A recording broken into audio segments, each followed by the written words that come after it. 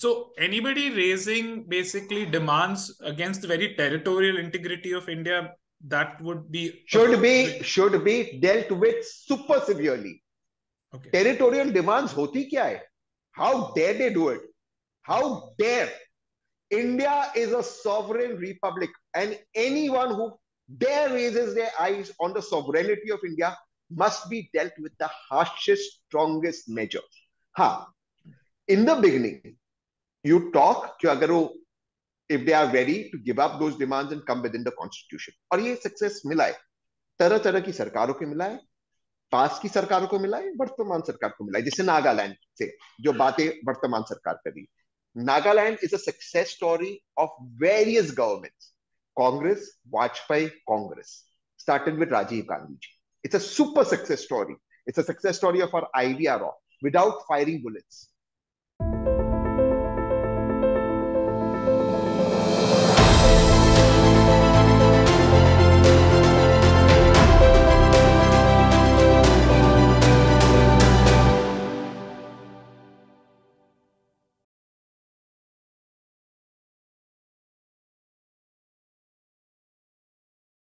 नमस्ते, स्वागत है आपका इंडिया दिस वीक के नए एपिसोड में और मैं हूं आपकी होस्ट आमना अंसारी खालिद बेग के साथ.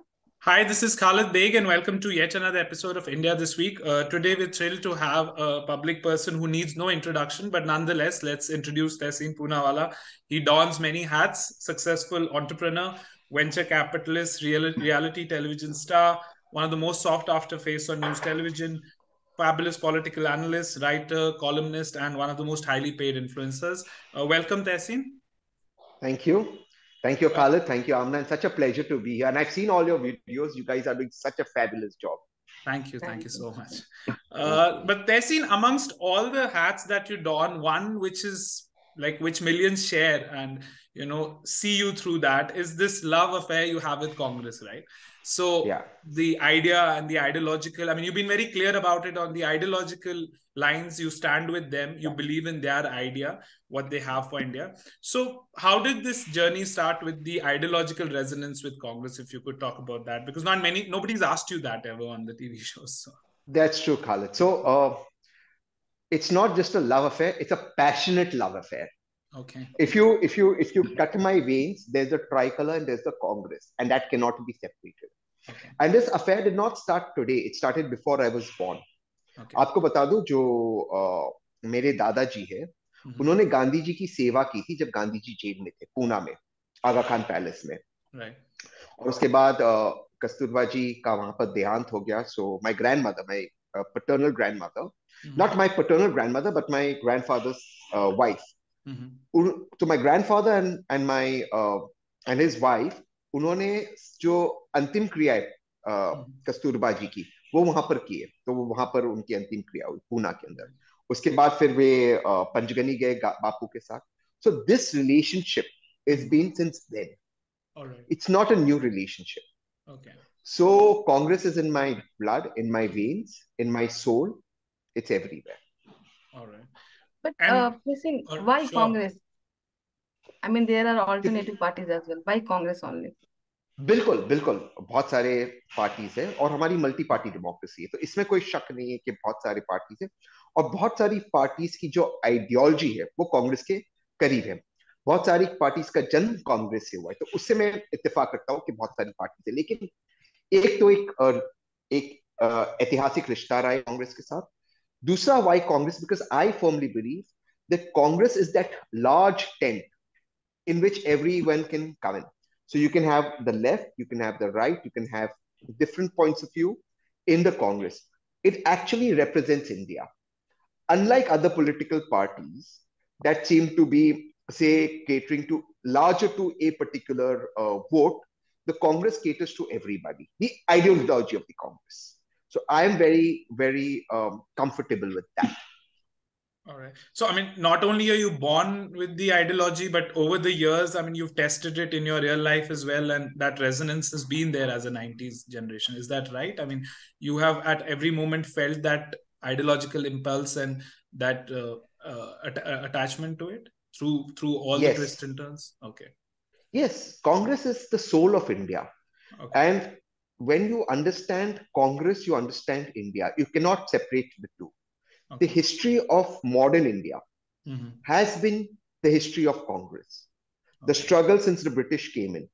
So this is so ingrained in us that it cannot be separated, at least in me.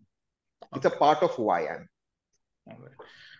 Tehseen, a lot of people say that, I mean, you're amongst a few Congress ideologues who can have a civil discussion with people across the ideological board, right? There is no condescending attitude there. There's no patronizing or the sort of elite bubble we see a lot of Congress leaders, having.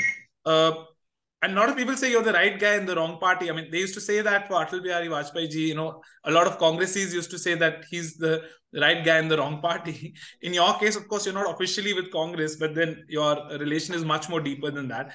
How do you respond to that? A lot of people say, Tehseen is he speaks to people across the spectrum. He's very civil. There's a lot of respect he gives to the fiercest ideological opponents, and he can have a discussion with them. Some of them are his friends, Right. but he's not in the right party. How do you see that perception people have? एक मैं ये मानता हूं कि कांग्रेस ही इस देश के लिए सही पार्टी है, मैं बिल्कुल ये मानता हूं. तो there is no question of right person in the wrong party और wrong person in the right party, क्योंकि मैं मानता हूं I have no other identity politically except being a voter of the Congress. जब से मैं 18 साल का हूं, जब से मैं पहली बार मैंने अपना मत दिया है, मैंने कांग्रेस को दिया है. आज तक मैं कांग्रेस को मत देते आ रहा हूं. तो पहली वो चीज को. Second, why do I talk to everybody? I talk to everybody because that's democracy, right? Khalid, tomorrow I and you may not agree on something. Amna and I may not agree on something. वो ठीक है, but हम दुश्मन तो नहीं होते. We are not enemies, right? So the idea of a democracy is the idea to reach across the aisle and talk to people. When you look at democracies that mature, let's look at UK, let's look at America, जो mature democracies है. First हमें एक चीज समझना होगा कि कोई भी democracy perfect नहीं होती. हर democracy में challenges होते हैं. So India, like other democracies, is an evolving democracy. Perfect कोई democracy नहीं होती. American democracy is also not perfect. British democracy is also not perfect. Scandinavian democracy is also not perfect. So European democracy is also not perfect. But what is the one thing that mature democracies have? They talk. So if, for example, in the American House, there is a bill that has to be passed, the people reach out, the Democrats reach out to the Republicans reach out to the Democrats, and people talk. Unless you don't talk, how will you sort out problems? I am not saying कि आप अगर मैं आपसे इत्तेफाक नहीं रखता, मुझे आपसे कोई रिश्ता बनाना है, पर आप जब तक बातचीत नहीं करोगे तब तक आप एक अंडरस्टैंडिंग पर कैसे आओगे? मैं एक उदाहरण देता हूँ बहुत. I'll give an example that is very important in Indian context. India और पाकिस्तान, हमेशा ये बताया जाता कि ये इन मुल्कों में कोई रिश्ता नहीं लेना चाहिए. मैं इस बात को मानता हूँ. We have to have no relationship with Pakistan, but बातचीत हमेशा होनी चाहिए, और आज भी वर्तमान सरकार उनसे बातचीत कर रही है. अगर आप बातचीत नहीं करते पाकिस्तान से, आपका एक एक्सीडेंटल मिसाइल लॉन्च हो गया, जा गिरा. Obviously, Pakistan saw that the missile is coming. Imagine if Pakistan would have reacted thinking India's attacked it. क्योंकि आप बातचीत करते थे पाकिस्तान से, क्योंकि आपकी हॉटलाइन थी पाकिस्तान से, आप इमीडिएटली आपने उनको इन्फॉर्म कर दिया एक एक्सीडेंट हो गया, it's not carrying a war, it's an accident. Pakistan reacted calmly. Could you imagine the catastrophe? You have to talk. आपको दुश्मन से भी बात करनी होगी, बहुत जरूरी है. एक ऐसा लोग ऐसा समझते हैं कि तहसीन पूनावाला हिंदुत्व के बहुत अगेंस्ट है, हिंदुत्व आइडियोलॉजी के. तो हम आपसे ये पूछना चाहते हैं कि ऐसी क्या चीज है, क्या आइडिया है हिंदुत्व का जिसकी वजह से आप उसके को इतना अपोज करते हैं या उसके इतने खिलाफ हैं? आमना, मैं हिंदुत्व के खिलाफ नहीं. मैं नहीं मानता हूँ कि हिंदुत्व ये कोई अलग अलग चीज है. मैं इन चीजों में बिल्कुल नहीं मानता. हिंदुइज्म है. आप कह दो कि ये हिंदुत्व है, ये हिंदुइज्म है, मैं इसमें I don't agree with that. ठीक उसी तरह जैसे I don't agree with Islamist tags being given to Islam, मैं उससे भी अग्री नहीं करता हूँ. धर्म का एक्सट्रीमिज्म से कोई लेना देना नहीं. हाँ, कुछ लोग हैं जो हिंदुइज्म का गलत इंटरप्रिटेशन करते हैं, वायलेंस करते हैं. कुछ लोग हैं, बहुत लोग हैं जो इस्लाम का गलत इंटरप्रिटेशन करते हैं, लोगों के अधिकार छीनते हैं, वायलेंस करते हैं. ये इसका मतलब ये नहीं कि हिंदू धर्म वायलेंट है या इस्लाम वायलेंट, ये नहीं है. आप कहीं से एक लाइन निकाल दो, कहीं से एक चीज कर दो, उसको पॉलिटिकली आप इस्तेमाल करो. जैसे ईरान में अयतुल्ला साहब पॉलिटिकली से इस्तेमाल कर रहे हैं इस्लाम को. It's wrong. Why you denying women their rights? You can not deny women their rights. रसूल सल्लल्लाहु अलैहि वसल्लम ने जब तो औरतों को राइट्स दिया था ना, उनकी his first wife was a working woman, right? जब उन्होंने बीवी खदीजा से शादी की, she was a working woman. तो why you denying women rights? So that is not Islam. That is politicization and using of wrong interpretation of Islam. ठीक उसी तरह कुछ लोग हिंदुइज्म के साथ करते हैं, but that is not Hinduism. Hinduism a very tolerant way of life. It's a very tolerant way of life. जो लोग करते हैं आप उनको कॉल आउट करें, धर्म को आप कॉल आउट करें. I am against calling out religion. So you think But if Hindutva and Hinduism is not same? Basically, they are different. I am sorry, मैं समझा नहीं. आप क्या कह रहे आप थे? कह रहे हैं कि हिंदुइज्म और हिंदुत्व दोनों सेम नहीं है। हिंदुत्व एक पॉलिटिकल आइडियोलॉजी है और हिंदुइज्म एक धर्म है। नहीं नहीं, मैं हिंदुत्व की डिबेट में ही नहीं जा रहा हूं. मैं मानता हूं कि इन टैग्स ही नहीं देना चाहिए. वो एक पॉलिटिकल आइडियोलॉजी, इसको आप टैग्स ना दीजिए. हिंदुत्व, हिंदुइज्म, इस टैग्स में आप गिरोगे तो इसमें आप कंफ्यूज हो जाओगे. हिंदुइज्म एक बहुत खूबसूरत वे ऑफ लाइफ है, बस उसी पे रहिए. ये हिंदुत्व है, ये हिंदू है, इस लोगों को बांटो मत. ओके। जो लोग एक धर्म का गलत उपयोग कर रहे हैं, जो लोग एक धर्म का गलत उपयोग कर रहे हैं किसी के साथ वायलेंस करने के लिए, आप उनको कॉल आउट कीजिए. वो पॉलिटिकल है, बट उनको हिंदुत्व मत बुलाइए. I am against these tags. ठीक उसी तरह जो लोग इस्लाम का गलत उपयोग, दुरुपयोग कर रहे हैं to to make people suffer, call them out, but don't call them Islamist. मैं इस टैग्स के खिलाफ हूं. मैं टैग्स के बिल्कुल खिलाफ हूं. हम सब इंडियंस हैं, हम सब भारतीय हैं. Tehseen, you spoke about political Islam, and if we were to get a little specific, and you spoke about about the regime of Ayatollah Khomeini and the oppression which is happening in Iran, what would be the equivalent of if you were talking about political Hinduism? There isn't political Hinduism. There is trying to use certain elements of an identity to create politics in India. Political Hinduism बिल्कुल नहीं है. ठीक उसी तरह से political Islam नहीं है. जो जो लोग इस्लाम का इस्तेमाल करने की कोशिश करते हैं अपना पॉलिटिकल एजेंडा के लिए करते हैं, इस्लाम पॉलिटिकल. ठीक उसी तरह Hinduism is not political. So I personally very firmly believe that, for example, branding people कि ये सही तरह से हिंदू है, ये गलत हिंदू है. ठीक उसी तरह जैसे ये सही इस्लाम है, ये गलत इस्लाम है, ये बंद होना चाहिए. सब अपने अपने हिसाब से इंटरप्रेट करेंगे अपना फेथ. उनका रिश्ता उनके खुदा, उनके भगवान के साथ उनका व्यक्तिगत रिश्ता है. न किसी बाहर वाले को से इंटरप्रेट करना है, न किसी और को करना है. आमना का रिश्ता उसके खुदा के साथ उसका व्यक्तिगत रिश्ता है. वो खुदा और उसके बीच की बात है. वो आमना और खुदा देख लेंगे. कोई व्यक्ति बाहर से आए और आमना को बताए आप गलत हो, आप ऐसे नहीं कर सकते, वो अधिकार किसी को नहीं. ठीक उसी तरह किसी का रिश्ता उनके भगवान के साथ, उनके आराध्य के साथ उनका रिश्ता है. ये बाहर से आकर ये सही है, ये गलत है, ये बंद करना चाहिए. लोग अपना रिश्ता अपने भगवान के साथ खुद निभाएंगे और भगवान अल्लाह इसका टेक केयर करेंगे. आपकी जरूरत नहीं है अल्लाह और भगवान के बीच में इंटरप्रेटर करने की. वो भक्त और भगवान जो जो जो दुआ मांग रहे और अल्लाह वो देख लेंगे. Tehseen, you spoke about this aspect. Congress is accused by its opponents and its critics that it treats Muslims as a vote bank, right? They back the most regressive of the Muslim clergy, the very clergy you spoke about who should not be calling the shots, and moderates like Maulana Wahiduddin Khan and others should be, the actual role models. So isn't that do you have an angst as a Congress supporter and do you feel that that accusation is right? Like, for example, the travesty of the Shahbano case and Congress, even today to some extent, not backing the good Muslims, sort of like the moderate, the Kalams of the world, the Wahiduddin Khans of the world. So what are your thoughts on that? First, I think Congress does back moderate Muslims. I very strongly believe. Maulana Azad कौन थे? कांग्रेस के नेता थे ना, गांधी के contemporary थे. गुलाम नबी आजाद, मैं उनसे इत्तेफाक नहीं रखता हूँ, लेकिन कौन है? मॉडरेट ही है ना. सलमान खुर्शीद कौन है? मॉडरेट ही है ना. कांग्रेस में आपको कौन सा लीडर दिखेगा जो एक्सट्रीमिस्ट है? कभी नहीं दिखेगा. आप कांग्रेस का इतिहास देख लो. बट एक परसेप्शन बन गया है. I agree with the perception part, जो सही नहीं. वो perception to some extent is out of is out of politics from the other side. Some perception is because of the defensive nature of Congress. Some is because of the attacks of BJP. Some is because of the defensive nature of Congress. But मैं आपको बता दूं, ये जो जामा मस्जिद के हमारे इमाम साहब है, उनके पास वाजपेयी साहब गए थे वोट मांगने. वाजपेयी साहब स्वयं गए थे. So I am against saying that आप प्लीज किसी भी धर्म गुरु को, कोई भी धर्म का, उसके पॉलिटिक्स में मत आइए. वो किसी भी धर्म का हो, चाहे वो हिंदू धर्म का हो, इस्लाम धर्म का हो, क्रिश्चियनिटी का, आप उनको बाहर रखिए. I understand that in our country politics and religion is a way of life. I completely get it. But ये एफर्ट सारी पॉलिटिकल पार्टीज को करना होगा कि हम ऑल रिलीजियस हेड्स को बाहर रखें. पहली बात.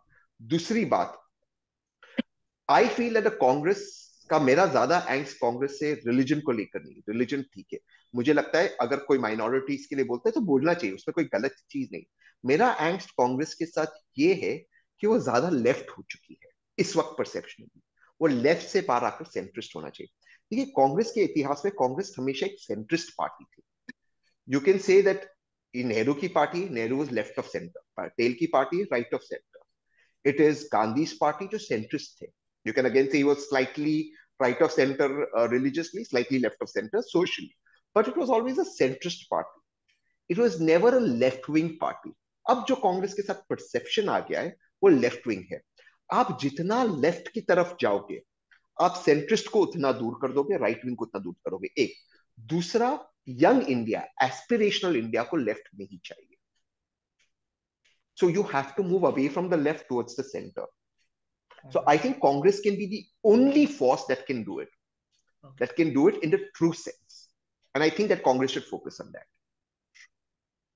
तहसीन, आपका अर्बन नक्सल और जो सेपरेटिस्ट आइडियोलॉजिक है, और इवन इस्लामिस्ट पे आपने पहले ही बात कर दिया तो मैं उस पर नहीं पूछती हूँ, उसके बारे में आपका क्या व्यू पॉइंट है? ये सारे टैग्स है, अर्बन नक्सल, खान मार्केट गैंग, टुकड़े टुकड़े गैंग, और ये बीजेपी को पॉलिटिकली बेनिफिट करते हैं। लेट्स बी ऑनेस्ट, कोई आई मीन ये होता क्या है अर्बन, बट मेरे लेफ्ट के खिलाफ और लेफ्ट की आइडियोलॉजी के खिलाफ बहुत सख्त लड़ाई। तो दो चीज है, मैं किसी को टैग्स नहीं देना चाहता। कोई व्यक्ति उसकी लेफ्ट की आइडियोलॉजी प्रीच कर रहा है, उसको अधिकार है, ये लोकतंत्र है, आप उस इत्तेफाक बिल्कुल ना रखें। और उसको अर्बन नक्सल कहना, टुकड़े टुकड़े गैंग कहना, खान मार्केट गैंग, ये मैं समझता हूँ थोड़ा गलत है, ये नहीं करना चाहिए। हाँ, अगर कोई वायलेंस करता है स्टेट के साथ उसको छोड़ना नहीं चाहिए। दोनों में अंतर है। कोई व्यक्ति लेफ्ट लीनिंग हो या लेफ्ट की तरफ हो, as long as he is within the constitution, उसका अधिकार है, he wants to be left. वो सोचता है उसकी इकोनॉमिक पॉलिसीज है, वो सोचता है सबको पैसे बांटेगा, ठीक है, वो सोशलिज्म लाएगा, सोशलिज्म से फुल सोशलिज्म से भलाई करेगा, ठीक है। मैं सोचता हूँ ये वर्तमान सरकार, मोदी जी की सरकार इकोनॉमिकली सबसे ज्यादा लेफ्ट है, मनमोहन सिंह जी की सरकार से ज्यादा ये लेफ्ट है, but that does not make them urban Naxal. तो एक लेफ्ट होना एक चीज है और मैं उसके खिलाफ हूं, पर किसी को टाइटल्स देना गलत है। लेकिन कोई भी व्यक्ति देश के खिलाफ हथियार उठाएगा, वायलेंस करेगा, उसको छोड़ना नहीं चाहिए। ये सरकार का दायित्व है, सरकार का कर्तव्य है, तो हमें इसमें डिस्टिंक्शन करना चाहिए। So anybody raising basically demands against the very territorial integrity of India, that would be should be dealt with super severely. Okay. Territorial demands होती क्या है? How dare they do it? How dare? India is a sovereign republic, and anyone who dare raises their eyes on the sovereignty of India must be dealt with the harshest, strongest measure. हाँ, in the beginning, you talk कि अगर वो if they are ready to give up those demands and come within the constitution, और ये success मिला है, तरह तरह की सरकारों को मिला है, पास की सरकारों को मिला है, वर्तमान सरकार को मिला है। जैसे नागालैंड से जो बातें वर्तमान सरकार कर रही, Nagaland is a success story of various governments, Congress, Vajpayee Congress, started with Rajiv Gandhi ji. It's a super success story, it's a success story of our IVR without firing bullets, और बहुत कम वायलेंस हुआ। So you must talk to people, obviously you want to bring them into mainstream, but उसके बाद अगर उन्होंने हथियार उठाए तो छोड़ना नहीं। No compromise, absolutely zero compromise on sovereignty. That's good to hear. I mean, you're very clear about what are the limits of what basically you're defining that. Yes, if somebody is misguided and they have a point of view, you must hear them, talk to them. Talk to them within the constitution, and the first condition of the talks is that they are only within the constitution of India. That's the first talk. That is the only talk. If they think they can go outside the Constitution of India and thereby outside the sovereignty of India, there is no talking, there is no compromise. For talks, the first condition is you accept the Constitution of India and the sovereignty of India. As long as you're within that, we can talk on every single problem you have. Khalid, every issue you have, I can talk on, as long as it's within the Constitution and the sovereignty of India. The minute you, and I don't mean you, the minute you say I'm outside the sovereignty, I cannot talk to you, because then you're harming me, then you're cutting me off, then I have to defend myself. Okay. So as long as you're putting your weapons down and talking, I will talk about every problem you have. It is not just that, it is my duty to talk to you about the problems you have. I have to reach out. I am the government, right? I am bigger. I'm more powerful. So I'm duty bound to reach out to you. But within this space. Right. You're outside the space, then I'm sorry. Then I can't talk to you. Amna, you want to ask the next question? एक narrative बहुत चलता है, काफी लोग बोलते हैं कि India में फासिज्म आ गया है लास्ट 9 ईयर से। सो आपको आपको क्या लगता है, आपको भी लगता है हिंदुस्तान के अंदर एक तरह का फासिज्म है, या फिर ये गवर्नमेंट है जो बेसिकली इस रिपब्लिक ने चुना है? इंडिया इज अ डेमोक्रेसी, इससे आप मुंह नहीं मोड़ सकते। It's an imperfect democracy, but it's a democracy. एक लोकतंत्र है, इम्परफेक्ट लोकतंत्र है, एक लोकतांत्रिक मुल्क है। पहली बात, कोई भी लोकतंत्र परफेक्ट नहीं होता, वो परफेक्शन की तरफ उस पर काम करना पड़ता है। तो India should also work towards becoming a perfect democracy. बहुत सारे फ्लॉज इंडिया की डेमोक्रेसी में है, जैसे हर डेमोक्रेसी में होती है। अमेरिका, इजराइल, यूके, यूरोप, सब में फ्लॉज होती है। ये पहली चीज है। सेकेंड चीज, India, unfortunately, rather than improving towards becoming more democratic, is moving slowly towards becoming slightly more authoritarian. इसमें सरकारें की दोष नहीं, इसमें लोगों का दोष है। आप ही चाहते हैं आपका, अभी अब मैं देख रहा था गुजरात का एक कैंपेन, उसमें कोई लेडी का इंटरव्यू था। वो कह रही है मेरे नल में पानी आ गया प्रधानमंत्री जी की वजह से। मतलब आप राजस्थान से गुजरात में नल में पानी लाने के लिए प्रधानमंत्री को, यू आर बिकमिंग अथॉरिटेरियन। वो लोकल आपकी पंचायत का काम है, वो आपके कॉर्पोरेटर का काम है, वो आपके एमएलए का भी काम नहीं है। तो वी वांट गवर्नमेंट एवरीवेयर। क्यों आपको सरकार हर जगह क्यों चाहिए? और इसीलिए मैं कहता हूं भारत में मोदी जी की सरकार ज्यादा सोशलिस्ट है यूपीए की, हर चीज में आपके जिंदगी में। So government should not be in your life, government should be less in your life. आप कितने बच्चे पैदा करें, आप किचन में क्या पका रहे हैं, आप बेडरूम में किसके साथ है, आप किससे प्यार करते हैं, इसमें सरकार के क्या लेना देना? भैया आप प्यार फैलाओ, आप खाना दो, आप लोगों को जिंदगी जीने दो, सरकार का उसमें क्या लेना देना? So that we should be very very off. वो सरकार का उसमें कोई दखल होना नहीं चाहिए। बट ये कहना कि भारत फैसिस्ट कंट्री है, भारत में लोकतंत्र नहीं है, ये भी गलत है। ये दूसरा एक्सट्रीम हो गया। रोज रात को 9 बजे मैं सरकार की आलोचना करता हूं, रोज रात को आपके शो पे भी कर रहा हूं। ये सरकार सोशलिस्ट है, ये सरकार आपके बेडरूम में आ रही है, आपके किचन में आ रही है, मैं आलोचना कर रहा हूं। मैं कहता हूं इस देश ने अमित शाह जी से ज्यादा कमजोर गृह मंत्री नहीं देखा है।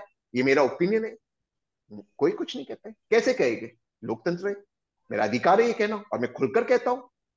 तो you have to understand what are we talking about. There is democracy. Second, आप जब सरकार की या किसी व्यक्ति की आलोचना करते हो, रिस्पेक्ट से करो। मैं मानता हूं अमित शाह जी बहुत कमजोर गृह मंत्री, बट ये उसका मतलब ये नहीं है कि उनको गाली दो। ये तो मतलब नहीं उनका व्यक्तिगत इंसल्ट करो। ये मेरी and I have data to prove is the weak home minister. कोई और मानता होगा इनसे ज्यादा स्ट्रॉन्ग सरदार पटेल के बाद होम मिनिस्टर नहीं, वो उनका पॉइंट ऑफ व्यू, और हम उस पर आर्ग्यू कर सकते हैं। पर अगर मैं गाली दूं, मैं अब्यूज करूं, मैं इंसल्ट करूं, वो गलत है। तो मैं रोज रात को कहता हूं मुझे तो किसी ने जेल में नहीं डाला, मेरे भी तो किसी ने एफआईआर नहीं किया, क्योंकि ये लोकतंत्र है।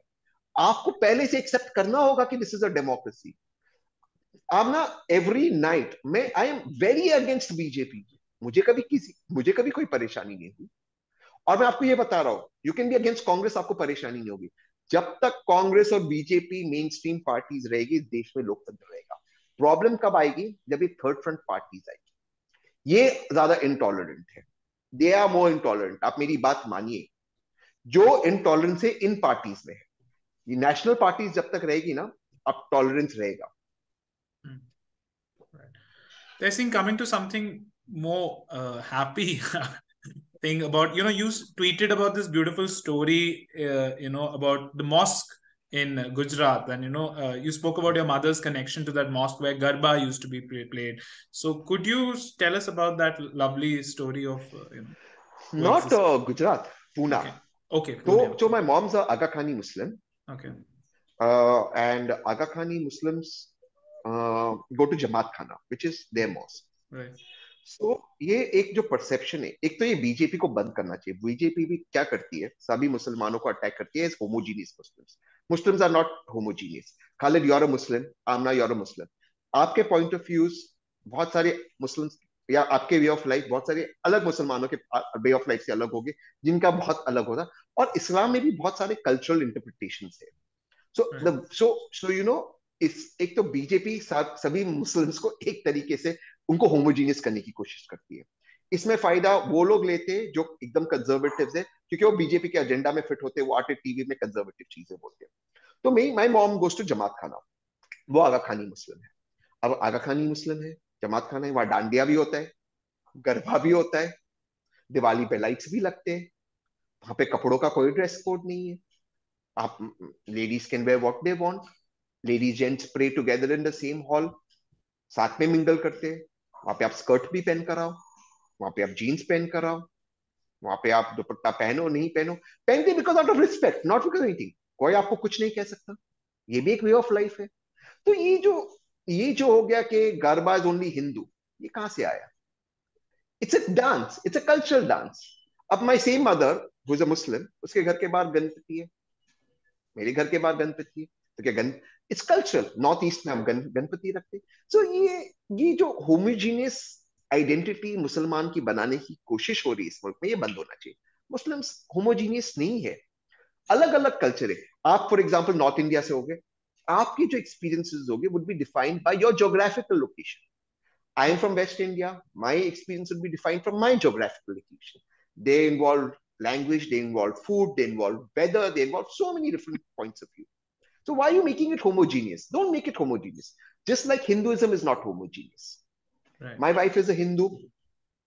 She's a Kal Bhairava Bhakt. So she worships Shiv and Kal Bhairava. Her practice is not sattvic. Her practice is tantric. Absolutely tantric. So it's not homogeneous.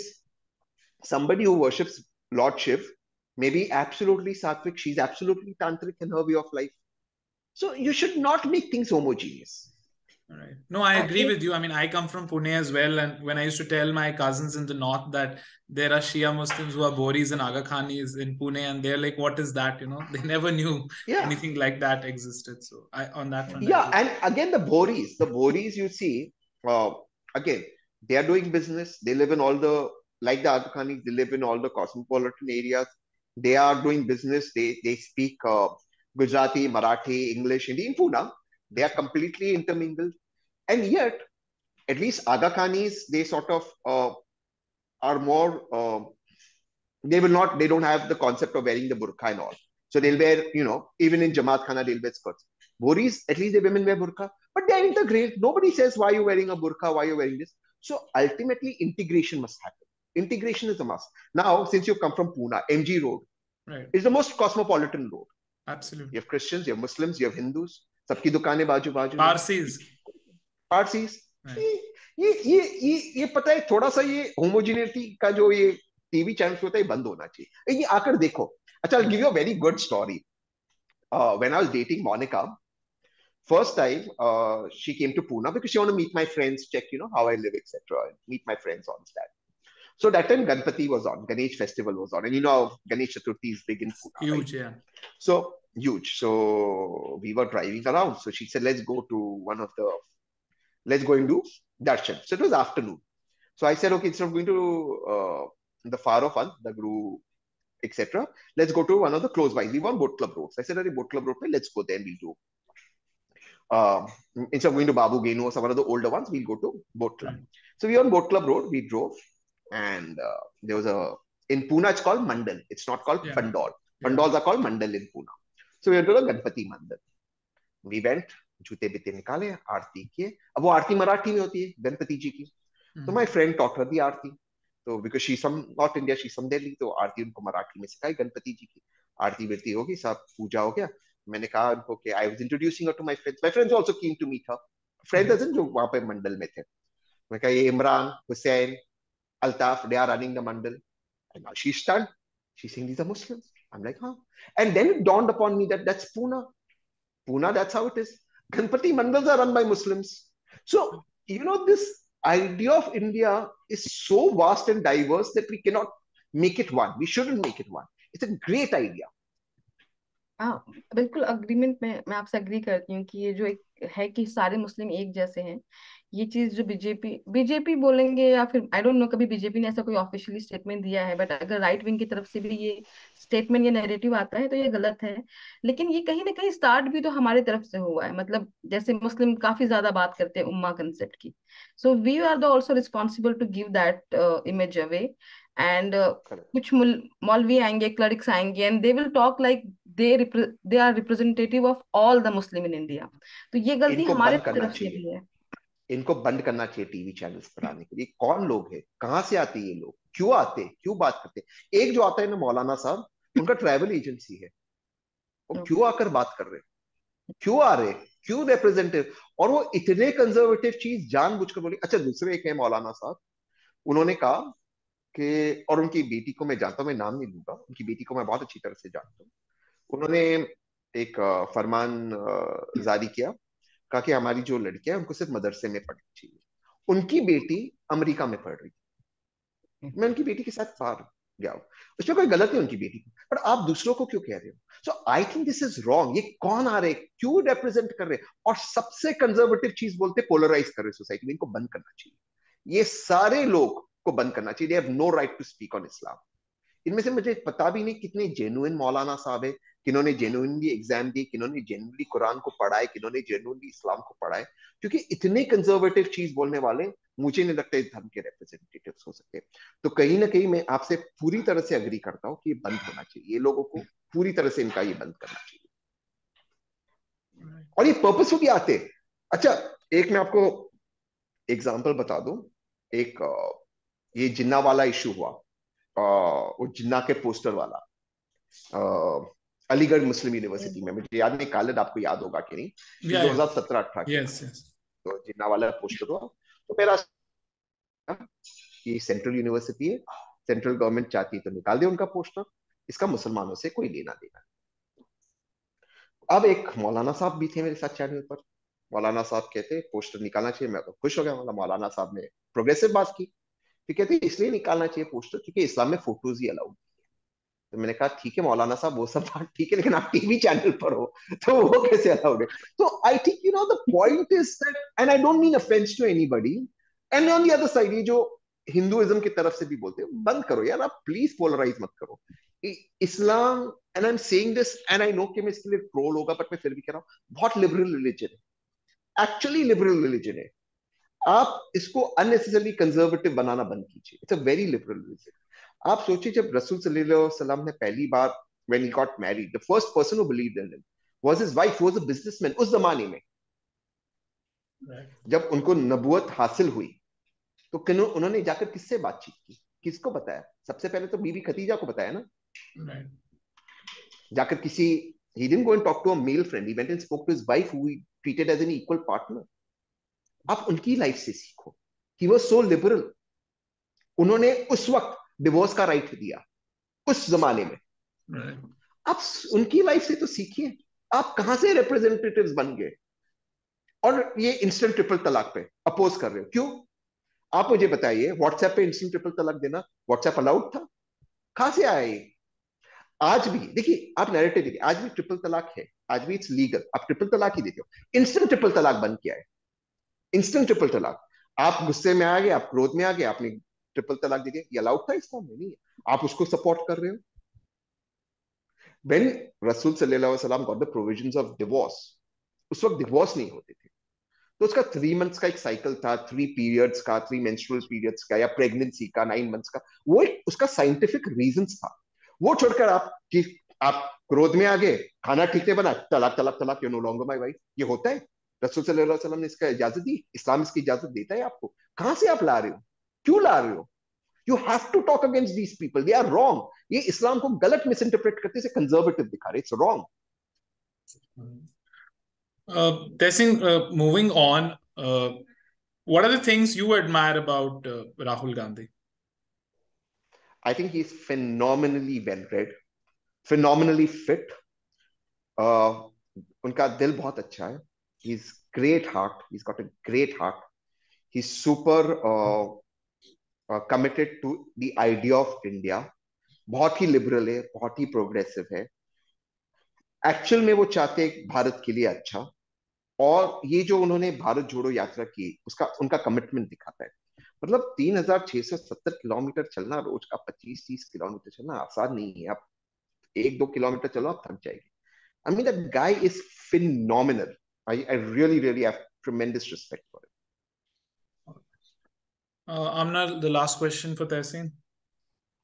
Tehseen, what are the areas where Congress and BJP can meet at a middle ground? And country, देश, India, you have to. कुछ चीजें जिसमें देश सबसे पहले आएगा और उस पर आपको कोई कॉम्प्रोमाइज नहीं करना। National security, foreign affairs, economy. आप इस पे अग्री डिसएग्री कर सकते हो कि मैं इकोनॉमी की इस चीज से अग्री नहीं करता, बट इंडिया का विजन होना चाहिए 2047 तक दुनिया की थर्ड लार्जेस्ट इकोनॉमी बने। और सिर्फ थर्ड लार्जेस्ट इकोनॉमी नहीं बने, पर कैपिटा इनकम बढ़े, तभी गरीबी जाएगी। So India must come together on certain ideas. और सबसे मेन आइडिया है कि लोग पैसे वाले बने, देश से गरीबी जाए। ये आइडिया पे कांग्रेस और भाजपा को एक होना चाहिए। दूसरा, फॉरेन सिक्योरिटी, फॉरेन अफेयर्स और सिक्योरिटी, इस पे कभी कोई कॉम्प्रोमाइज नहीं हो सकता। जो देश के लिए अच्छा है वो देश के लिए अच्छा है, इस पे आपको बीच में आना होगा, उसके लिए आपको स्टैंड लेना होगा। देश सबसे आगे होना चाहिए, खत्म। There is no compromise on that. Okay, Tehseen, that was lovely talking to someone who, speaks for the Congress way of India, and you're the first actually we've had on that front. And we look forward to having discussions across the ideological spectrum. So we're very happy that till now we've had a lot of, ideologues who are leading the discourse on the right of center India, and we've had the first one, not say left of the center, but the Congress ideology. And thank you for having this discussion with us. But Khalid, economically, I'm right of center. Yes, economically, of course. Socially I'm left of center, but economically I'm right of center. You have to encourage business to end poverty.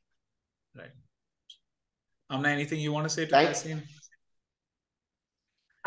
For me it's fascinating, जब मैंने वो tweet देखा था जहाँ पे उन्होंने लिखा कि उनकी मदर की मॉस्क के अंदर हिंदू फेस्टिवल सेलिब्रेट किए जाते हैं, and that was the first time I talked to Khalid that we should invite Poonawalla and talk to him and listen to his ideas. So, I mean, it's okay. We can disagree on a lot of ideological front, because there are certain things as a Muslim women, I feel in the 75 years, Congress ने वो नहीं किया जो Muslim women के लिए होना चाहिए था। वहां मुझे बहुत डिसअपॉइंटमेंट है, but still I am very eager to talk to anyone who is like Tehseen Poonawalla. Thank you Hamna, that is the sweetest thing. यार मैं क्लैरिफाई करूं, वो मॉस्क के अंदर डांडिया नहीं होता है, जमात खाने के बाहर होता है, जमात खाने के अंदर नहीं होता है, उसके बाहर उस बट उसी कंपाउंड में होता है। Just clarify. But so lovely talking to you Aamna and Khalid. और आप लोग जब भी नेक्स्ट पूना या दिल्ली या मुंबई में होगे, give me a shout, let's catch up. Sure, definitely. Thanks a lot, Tehseen. Okay, I hope the viewers like this interaction, and let us know what you thought about Tehseen's idea of India. Thank you so much. Thank you.